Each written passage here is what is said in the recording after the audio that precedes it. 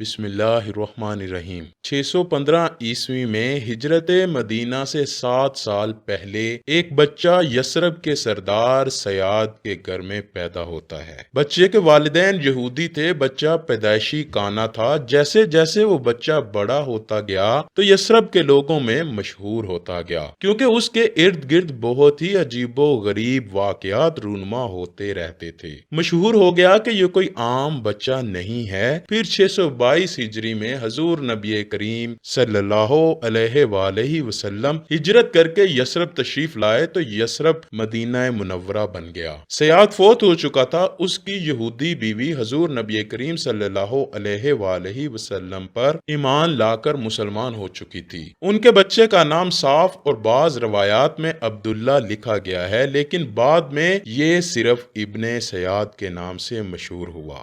8 سال کی عمر میں یہ بچہ کہنے لگا کہ میرے پاس فرشتے آتے ہیں جو کہ مجھے آنے والے وقت کی خبریں دیتے ہیں۔ یہ باتیں حضور نبی کریم صلی اللہ علیہ وآلہ وسلم تک بھی متواتر پہنچ رہی تھیں کہ ابن سیاد لوگوں کو مستقبل بتاتا پھرتا ہے، اس کے علاوہ پراسرار حرکتیں کرتا ہے۔ ایک دن ابن سیاد کی ماں حضور پاک صلی اللہ علیہ وآلہ وسلم کے پاس گئی اور حضور سے کہنے لگی کہ میرے بچے کے حالات پر غور فرمائیں۔ حضور پاک اس عورت کی بات پر خاموش رہے۔ ابن سیاد بلوغت کے قریب تھا۔ مدینہ میں بہت مشہور ہو چکا تھا کہ ابن سیاد ہی دجال ہے، کیونکہ بعض اوقات کہانت کرتا تو جھوٹ اور سچ بولتا رہتا تھا۔ اس کی باتیں لوگوں میں پھیلتی گئیں اور مشہور ہو گیا کہ یہ دجال ہے۔ تو نبی کریم صلی اللہ علیہ وآلہ وسلم نے ارادہ کیا کہ اس کے حالات پر بھی نظر ڈالی جائے کہ اس کے معاملے کی وضاحت ہو جائے۔ ابن سیاد ایک دن بنو غلم کے قلعے کے قریب کھیل رہا تھا کہ حضور صلی اللہ علیہ وآلہ وسلم صحابہ کے گروہ کے ساتھ اس کے پاس تشریف لائے۔ بخاری شریف کی حدیث نمبر 1255 اور 7355، جبکہ مسلم شریف کی حدیث نمبر 7344 میں روایت بیان ہوتی ہے کہ جب حضور نبی کریم صلی اللہ علیہ وآلہ وسلم ابن سیاد کے پاس تشریف لے گئے تو آپ صلی اللہ علیہ وآلہ وسلم نے اسے ہاتھ سے مارا۔ پھر ابن سیاد کو کہنے لگے کیا تو گواہی دیتا ہے کہ میں اللہ کا رسول ہوں؟ تو ابن سیاد نے ان کی طرف دیکھا اور کہا میں گواہی دیتا ہوں کہ آپ امیوں کے رسول ہیں۔ تو ابن سیاد نبی کریم سے کہنے لگا کہ آپ گواہی دیتے ہیں کہ میں اللہ کا رسول ہوں؟ تو نبی کریم صلی اللہ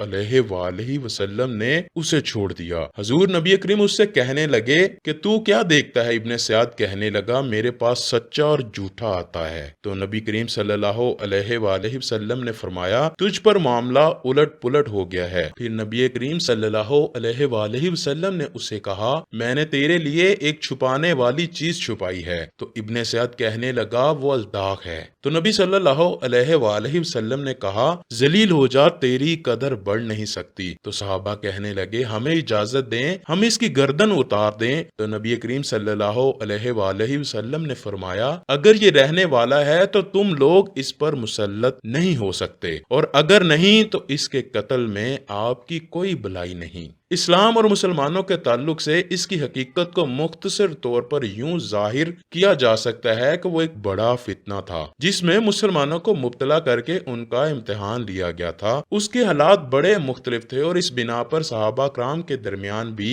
اس کی حیثیت کے تعین میں اختلاف تھا۔ ایک دفعہ حضور نبی کریم اپنے صحابی ابی بن کعب رضی اللہ تعالیٰ عنہ کے کھجوروں کے باغ میں تشریف لے گئے۔ وہاں پر ابن سیاد ایک درخت کے نیچے بیٹھا کچھ عمل وغیرہ کرنے میں مصروف تھا۔ راوی لکھتے ہیں کہ ابن سیاد پر تب شیطان اترا ہوا تھا۔ حضور صلی اللہ علیہ وآلہ وسلم درخت کے پیچھے چھپ گئے اور ابن سیاد کی باتیں سننے لگے۔ ابن سیاد کے ہونٹ مسلسل ہل رہے تھے۔ باغ کے دوسری طرف سے ابن سیاد کی ماں آئی اور حضور کو دیکھ کر کہنے لگی اے صاحب دیکھو یہاں تمہارے پیچھے تو پیارے نبی حضرت محمد صلی اللہ علیہ وآلہ وسلم کھڑے ہیں۔ ابن سیاد نے جیسے ہی مڑ کر دیکھا تو اچھل کر کھڑا ہوا۔ حضور صلی اللہ علیہ وآلہ وسلم فرمانے لگے کہ آج اگر ابن سیاد کی ماں نہ آتی تو اس کا معاملہ واضح ہو جاتا۔ مدینہ کے لوگ کہا کرتے تھے کہ ابن سیاد پر کہانت کا اثر تھا یا اس کے پاس شیاطین آتے تھے جو اسے عرش الہی کی خبریں دیا کرتے تھے۔ دراصل نبی کریم نے ابن سیاد کے معاملے میں سکونت اختیار کیا تھا کیونکہ آپ کی طرف یہ وحی نہیں کی گئی تھی کہ ابن سیاد کی کیا حقیقت ہے، جبکہ کچھ صحابہ کا یہ خیال تھا کہ ابن سیاد ہی دجال ہے۔ مثلا حضرت جابر بن عبداللہ اللہ کی قسم اٹھا کر کہتے تھے کہ ابن سیاد ہی دجال ہے۔ اس کے علاوہ حضرت عمر رضی اللہ تعالی عنہ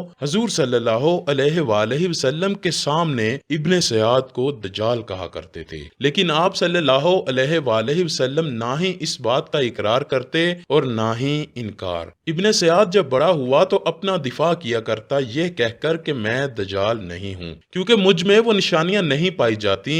کہا کہ نبی کریم صلی اللہ علیہ وآلہ وسلم نے جو دجال کی صفات بتائی ہیں وہ اس میں نہیں پائی جاتی۔ مسلم شریف کی حدیث نمبر 5210 میں ہے کہ ابن سیاد اللہ کی قسم کھا کر کہا کرتا تھا میں جانتا ہوں کہ دجال کہاں ہے۔ حضرت تمیم داری رضی اللہ تعالی عنہ والی حدیث میں جو کچھ ہے اور یہ کہ ابن سیاد ہی دجال ہے کے درمیان جمع اس طرح ہے کہ تمیم داری رضی اللہ تعالی عنہ نے جسے دیکھا بعینی دجال تو وہی ہے اور ابن سیاد شیطان ہے جو کہ دجال کی شکل میں اس مدت کے درمیان ظاہر ہوا ہے، یہاں تک کہ وہ اصبہان کی طرف جا نکلا اور وہاں اپنے قرین کے ساتھ جا چھپا، یہاں تک کہ اللہ تعالیٰ وہ وقت لے آیا جس میں اس کا خروج ہوگا۔ تقریباً سبھی مفسرین کا اس بات پر بھی اجماع ہے کہ ابن سیاد دجال ضرور تھا لیکن وہ دجال اکبر نہیں تھا، کیونکہ اگر ایسا نہ ہوتا تو حضور صلی اللہ علیہ وآلہ وسلم ابن سیاد کے بارے میں گمان بھی نہ کرتے کہ وہ دجال ہے۔ بعض علماء نے لکھا ہے کہ نبی صلی اللہ علیہ وآلہ وسلم نے اس امت میں جن 30 دجالوں کے آنے کی خبر دی ہے جو قیامت سے قبل ظاہر ہوں گے، ابن سیاد ان دجالوں میں سے ایک دجال ہے، لیکن وہ دجال اکبر نہیں ہے جو قیامت کے قریب نکلے گا۔ یہ قول سب سے معقول مانی جاتی ہے۔ قابل ذکر بات یہ ہے کہ ابن سیاد کافر و کاہن تھا لیکن آخری عمر میں مسلمان ہوا، اس نے حج بھی کیا اور جہاد میں بھی حصہ لیا۔ خیر ابن سیاد کی حقیقت مبہم تھی۔ فتح الباری کے امام لکھتے ہیں کہ ابن سیاد دجال